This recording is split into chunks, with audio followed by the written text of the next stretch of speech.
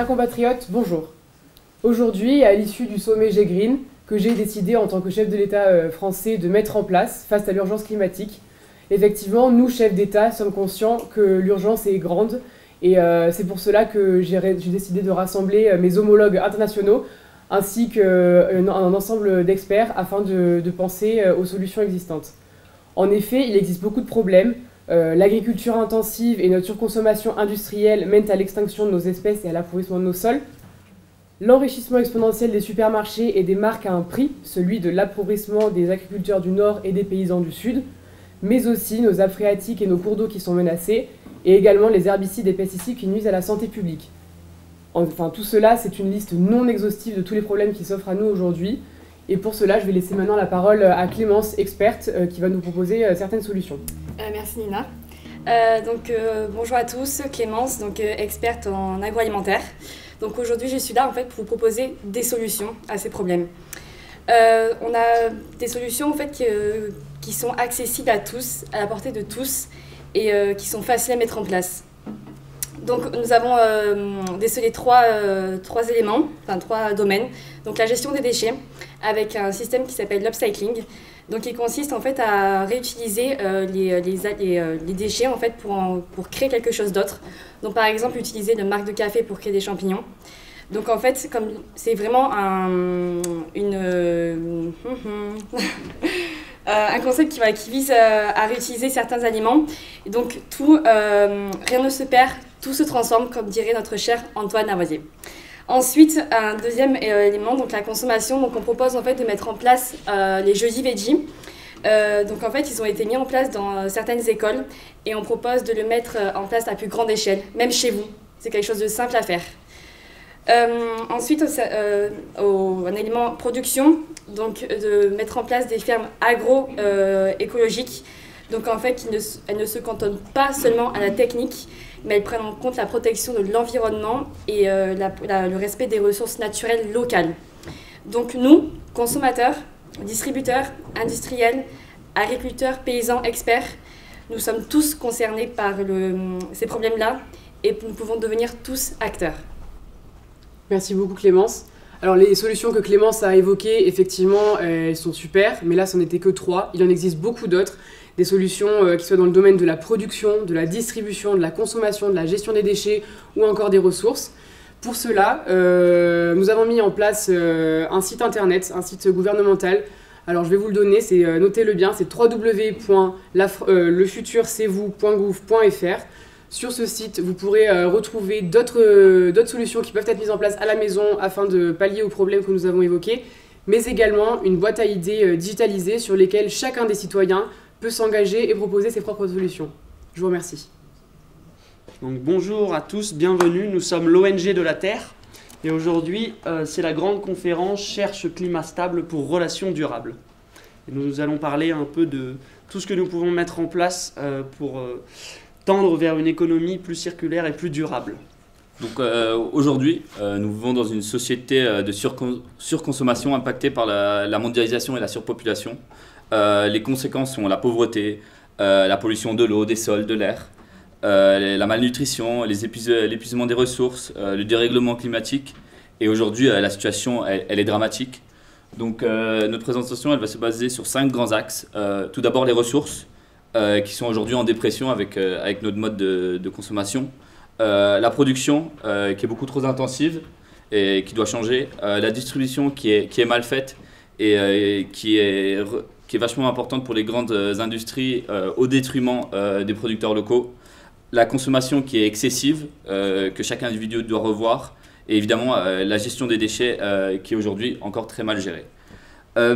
Pour commencer avec les ressources naturelles qui sont aujourd'hui épuisées, les solutions sont donc de changer la manière de produire pour protéger les ressources.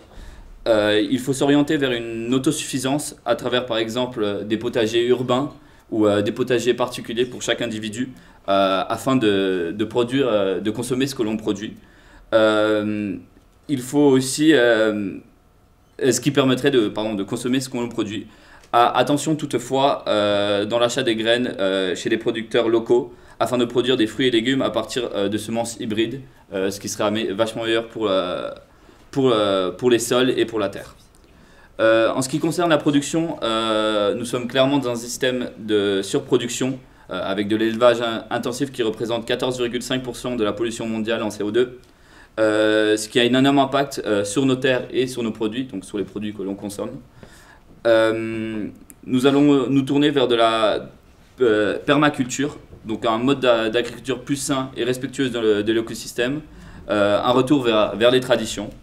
Il y a également la pêche intensive qui est un gros problème, et ceci, donc, au niveau de la production, ceci impliquerait le boycott de tous les produits chimiques. On pense ici au type d'engrais, au glyphosate.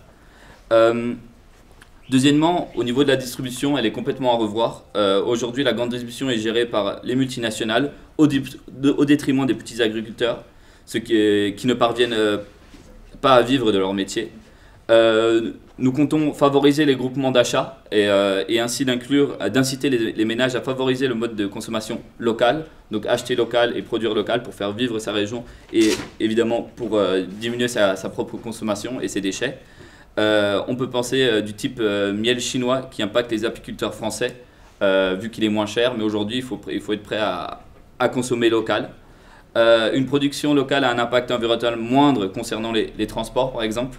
Ainsi, se tourner vers un commerce équitable permettrait de rétablir une relation de confiance entre le consommateur, les producteurs, et ce qui assurerait aussi les droits humains au niveau de la consommation. Donc aujourd'hui, toute l'étape de la consommation est à revoir. On sait que nous avons des habitudes de surconsommation entraînant du gaspillage. Donc sans changement profond des habitudes de consommation, les conséquences sur l'environnement seront désastreuses, pour les générations futures notamment. Donc l'éducation de ces derniers est primordiale, notamment grâce à l'aide de nombreuses sources d'informations, Internet, réseaux sociaux.